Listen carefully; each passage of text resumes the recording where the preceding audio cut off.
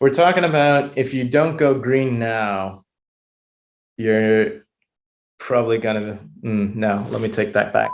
Yeah. Greening of the textile material science right now is real. You either join the crowd, get on the boat, or get out of the way and pass in the dust. My name is Jeffrey Xu. I'm the Chief Innovation and Marketing Officer for NTX. What is materials tech for the textile industry? It depends on what segment within the value chain that we're looking at, right? So at a garment level, you'd be looking at the trims, you'd be looking at the fabrics, you'd be looking at the stitch yarns, all of zippers, those types of things as considered to materials. I'd actually argue that the advances themselves have actually happened many years ago. The technology was there, it was mature enough, but it was not quite out the gate yet because the demand had not been there. So what do I mean by that? There were lots and lots of chemical and material innovations back in the 70s and 80s. You had the energy crises back then. There was a lot of drive to give or provide this kind of new technology out there. But late 80s, it kind of all fell apart. The economics just didn't really make much sense. And as manufacturers were looking at lean manufacturing, or brand houses were looking at lean manufacturing. And so shipping a raw material or low value material across the planet just didn't really make that much sense. You needed to have local to local. And so you incentivized and looked at how to actually make the materials there or increase the efficiencies there so that the overall costs are lower.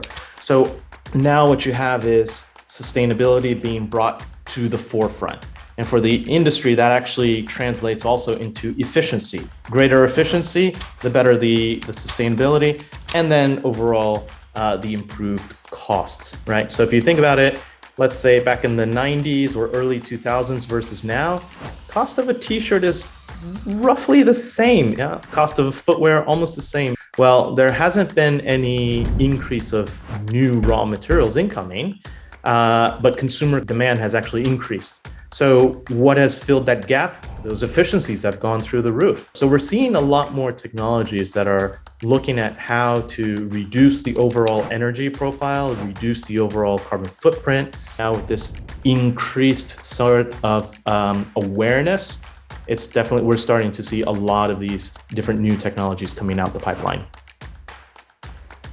You need to be ecologically sound, but at the same time, if you're not economically conscious, you're never going to be able to get these out the gate. It's going to be so expensive that it's going to be a very niche product. And so that is why I think it's important that all of these need to be viewed together as the same lens. It's going to be night and day difference because, again, population is expected to hit what? 8 billion, a bit over 8 billion people, right? The amount of arable land is only that much. So can you actually have an industry that is cross-competing with the needs, basic necessities of people, right? It makes no sense that we take water, throw chemicals into it just for the purpose of making a product, and then that water becomes so contaminated. So these processes and all these raw material inputs or these manufacturing techniques, if we do not continue the push on innovation towards more low energy or low resource demanding processes, forget talking about saving the world for future generations. We're going to have issues right now. So clothing demands for the consumer are only going to increase, as well as for food. And you cannot have these two competing with each other. So the only rational, logical way out of it is that you have to have sustainable practices that are not going to destroy your environment. Increased partnerships between apparel brands and startups. Yeah, especially with, let's say, NTX partnering with Adidas, right? Why won't established brands want to partner with these innovators? I don't know. I agree with that. I think the difficulty is right now I'm already doing manufacturing for spring, summer of 2023, or beginning the production of spring, summer 2023. That development happened last year, and the insight and the decisions to move forward with that began even the year before. So you're looking at time frames that are 2 to 3 years out from when it actually hits the store shelves. Right? Brand houses, when they tell to their consumer of an exciting innovation, the first thing the consumer is going to say, when is it going to be available? They have to be very careful in how they parse different types of information. And then at the same time, young startup, they're looking to make a name out for themselves. They want to garner as much investment as possible so that they can reach those scales. It's a chicken and egg problem. And so does that culture of, hey, I need to have this, I need to have it now, meet with, I need to have it, but I need to be responsible to my consumer and to our shareholder. So these two are a clash of worlds. So there's a big gap in between that. Generally, the further back in the value chain that you go, the less reliant of the actual nit and gritty detail of the manufacturing process that you need to be. For example, if I come up with a novel means of manufacturing nylon, right? Nylon 6, for example. Then you would need to tweak at the chemical level. Does the brand house need to know how that tweak actually occurs? No, they don't. They don't care. They only care, A, is it utilizable in the ways that our designers are going to be able to adapt it?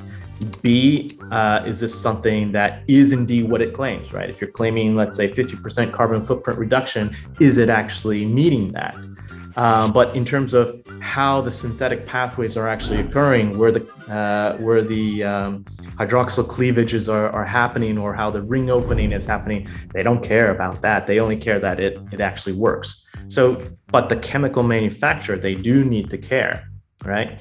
And so that scale up is going to become, can I reach my economy of scale? So then it becomes, the higher up in the value chain that you go, the more brand houses you're going to need to talk to in order to reach those scales.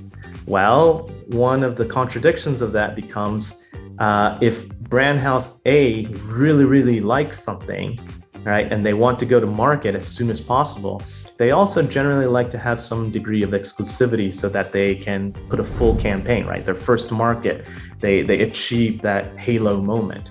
They don't like to have that shared with brand house B, right? So it becomes this very tricky maneuvering that you need to make. There is a genuine ask and a genuine push for technologies that are sustainable. It's no longer a question of if this will happen. It then becomes, all right, this is happening. What can we do to get onto this boat, right? Because once it's sailed, it's sailed. Unfortunately, there are forces at play today in the world that are causing pain points to the consumer. I think people need to stay focused that these things actually go hand in hand together.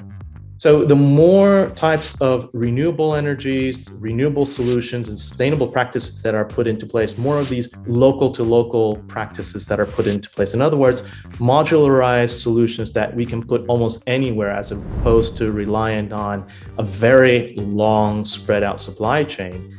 People are going to be better able to do as they wish to do. Let's not lose focus of the bigger picture so people's lives are generally saved.